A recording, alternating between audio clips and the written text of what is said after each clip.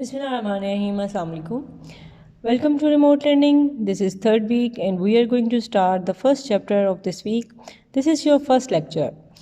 Boys and girls, before I start the revision, I will advise you people to keep your things like your books, your copies, your stationery items with you so that you may revise with me, and after that fill the given worksheet which is given below and submit it timely in the Google Classroom. So we will revise our first chapter from our history section today, and that is the concept of two nation states. That is chapter number 11 from your textbook. This page is 87 from your book. As the name indicates, this is chapter which is related with the history of Indo-Pak and concept of two nation states. Before the Pakistan was formed, it was a united subcontinent where different civilizations were ruled under different eras of different rulers like Mughals, Ghaznavis, and the other dynasties.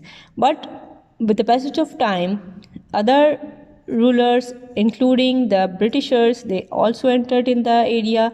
They just made ruled here for more than decades, and then after ruling 90 years, the Britishers left India, and they actually started ruling after the War of Independence, where the Mughal Empire was ended in 1857. So it gained almost 90 years to be free from their influence in 1947. So in the time of Britishers, they were actually the people who were ruling this area of the huge subcontinent until unless it became free from them. And the reasons for freedom were basically the two nation state. It was the theory of two nations, as the Muslims, as we all know, in the subcontinents there were different nations who were living there, and including Sikhs, Jains, Christians, Marathas, and some other who were worshipping their god and goddesses.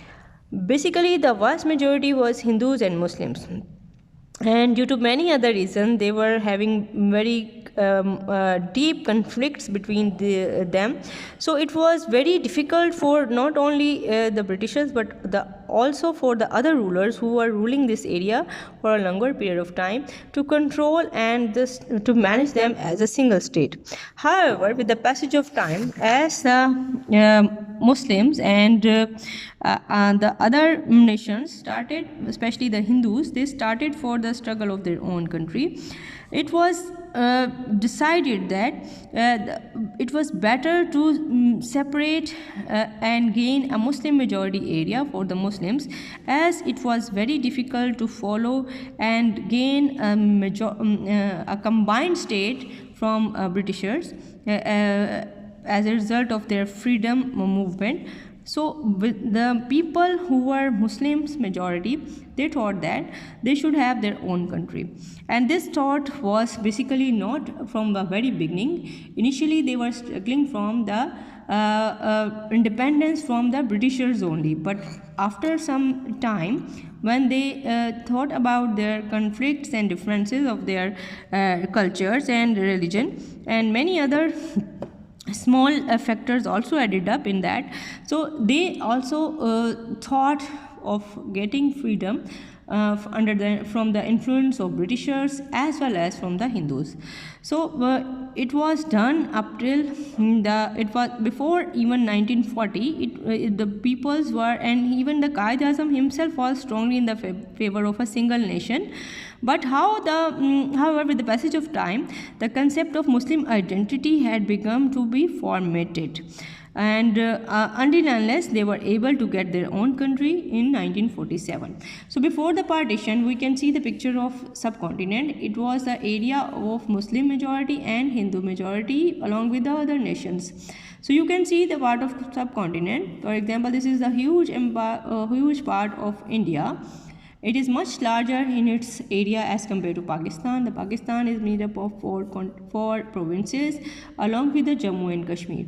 Here the neighboring countries like Sri Lanka, Nepal, Bhutan and Bangladesh, they are also around, and they are also the part of subcontinent.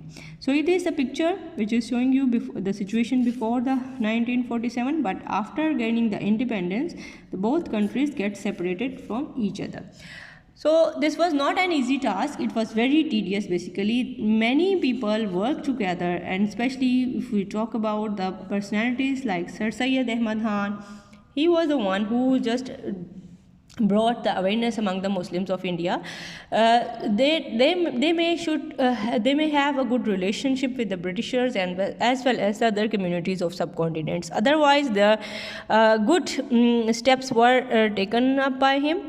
They were kept deprived before. They were not getting education in those institutes which were made by Britishers. So they were kept deprived, and they were forced to be deprived, as important designations and important places were taken over by Hindus and Britishers themselves. So he brought awareness among the Muslims. He introduced them with the concept of education and modern education, and for this purpose he set up the institutes like MAO College and School in Aligarh. So he was the politician, the thinker, and he was a person who just focused on the relationship building between the Muslims and the Britishers who were ruling at that time. And he also warned the people of subcontinent, especially Muslims, that if they don't have the good term with the Britishers, they were unable to grow and they were unable to get their independence. If we think about the other leaders like Allama Muhammad Iqbal, he was a philosopher, poet and lawyer as well. He was a person who gave the idea of the separate homeland for the Muslims, and for that purpose he is also known as the he also known as the Shair. He brought awareness among the Muslim of the people through his poetry and his writings. He was a person who in 1930 gave the idea of the separate homeland for the Muslims. He proved himself as a true guide and supporter along with Mr. Jinnah to seek the independence of Muslims of the subcontinent. Iqbal died in 1938, and in March 1940 the Muslims demanded for their own country, and this was due to the idea which was given by Allama Muhammad Iqbal to the people and especially Muslims of the subcontinent. If we talk about the other peoples, the other important persons who were playing an important role in the independence of the Muslim state and struggle of the freedom, among them was the name of Rahmat Ali. Rahmat Ali was a lawyer basically. He studied from Cambridge University. He came back and he was the person who gave the idea, and he just gave the name of Pakistan. He proposed the name of Pakistan. He was also due to his differences of opinion, he did not agree with the final map of Pakistan. His contribution was not fully appreciated, and he died in England in February 1951. Then, if we talk about the history of Pakistan, we can't forget the favors, the guidance, the leadership of Quaid-e-Azam Muhammad Ali Jinnah. Quaid-e-Azam Muhammad Ali Jinnah was a politician, leader who believed in one state of India in the subcontinent, but further, due to his experience with the Hindus, he was convinced, and he realized that the Muslims should have their own country, a separate country, otherwise they will be always under the rule of Britishers and Hindus, and they will be neglected as well. So finally he was a person who struggled a lot. He was a person who did a lot, and until unless Pakistan came into being in 1947. So this was about the Muhammad Ali Jinnah and his services. Now it is time to revise the question and answers. So we will do it